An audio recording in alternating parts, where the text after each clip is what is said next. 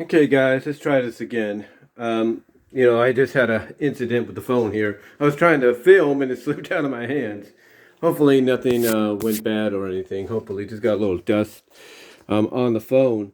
But I wanted to give my thoughts on the casting announcement. And if you want to know what happened, I was doing this, and all of a sudden it just whee, flipped down there.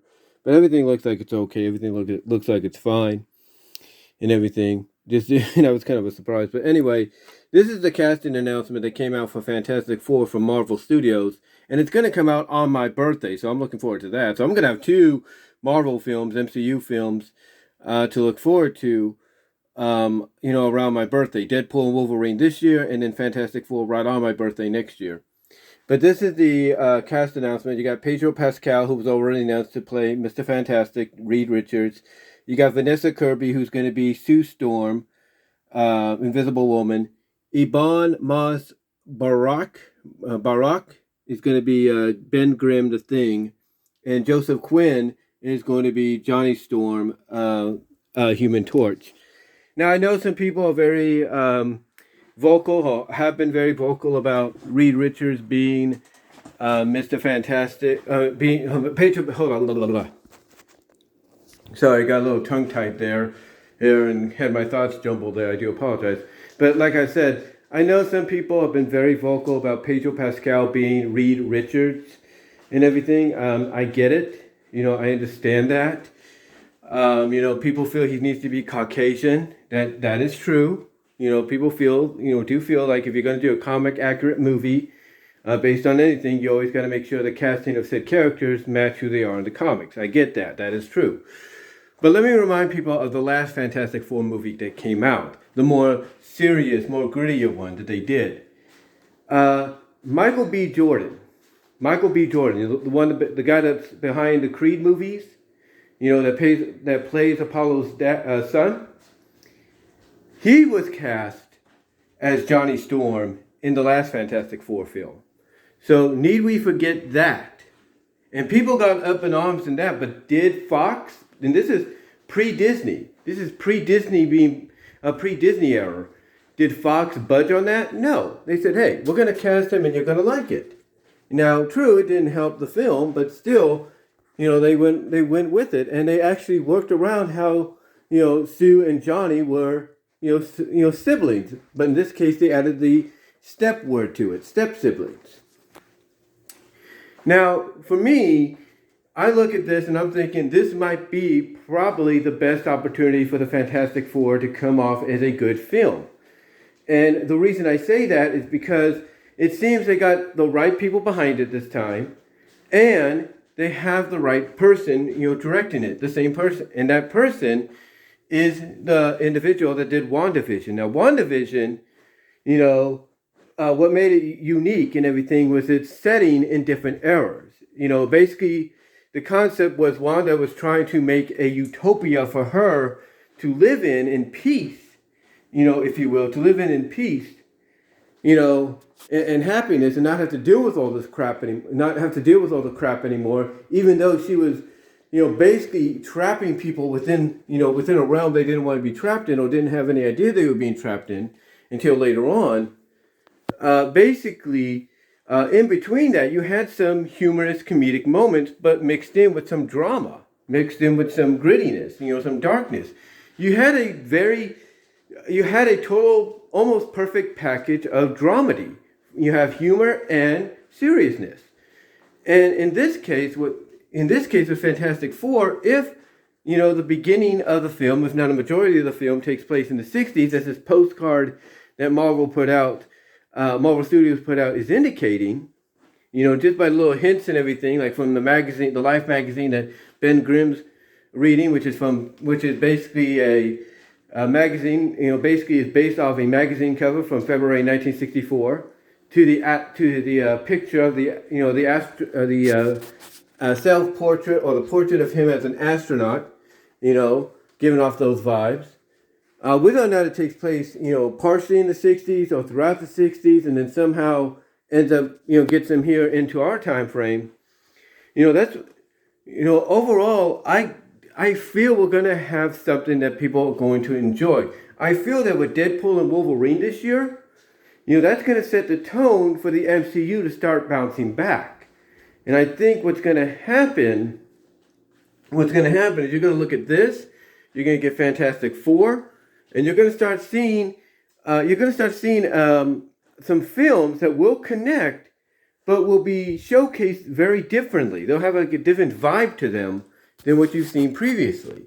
And I'm looking forward to it.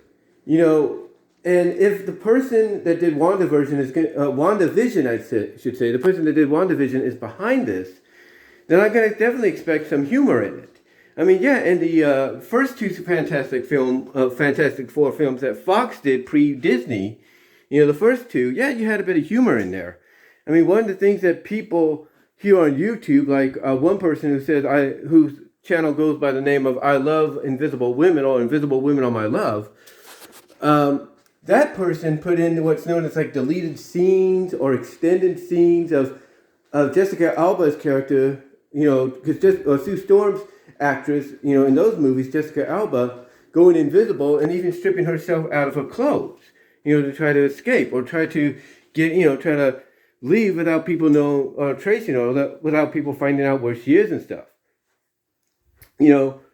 Here, I could see Vanessa Kirby, and she's been in some good stuff. She's apparently been in some of the Mission Impossible movies that I have, the more recent ones. So I could see her, and she does feel like, I think in some of the scenes that they were put in trailers, she feels like she has a bit of a quirkiness to her, a little bit of a comedic flair, but she hasn't really been able to bring that out as much. I think she brought it out more in the Fast and Furious Hobbs and Shaw spinoff, so that might be, where you see it most, because I Googled and said Vanessa Kirby comedy, and first thing that came up was Hobbs and Shaw. So, hey, she's got some comedic chops from there, or had comedic chops there. I could see her, bringing those comedic chops, into this film. I could see that. And like I said, if the person behind of WandaVision is going to be behind this film, then I could definitely see that, being a possibility. I could see it, happening, without a shadow of any doubt, period. I could see that. I could see that happening without any shadow of a doubt. In fact, I can even see the fact that, they could do a love scene in a bedroom, because let's be honest, this is going to be PG-13. It's not going to be R. If it's R, I will be totally surprised. But I think it's going to be PG-13. And what I think is going to happen to kind of get around that is they're going to have like a bedroom scene. I'm not saying this is how it's going to happen, but I could see them doing that between Reed Richards and Sue Storm. I could see them having a bedroom scene where Sue goes invisible and does like a little striptease for Reed. And, it's indicated afterwards that they get it on. And maybe you see her invisibly get under the covers. And then and you just move on from that. You transition from that. You fade away from that. Or maybe you want to play it up for laughs. They get interrupted by Ben Grimm or Johnny Storm. So that could happen. That's something you could do. That's something they could do, and you could do if you were in their place, is what I'm trying to say. I'm doing this, on the fly, if you will, without any script or bullet points. But that's something that they could do, and I could see them doing that. I really could, because again, if this is the person, and I know I'm being repetitive here, if this is the person behind WandaVision, then you can definitely see a little bit of quirkiness and a little bit of comedicness thrown in there to where you're going to get I would say, a decent film. You're going to have your grittiness, you're going to have your drama, you're going to have your darkness, you're going to have your sci-fi, but you also have your comedy.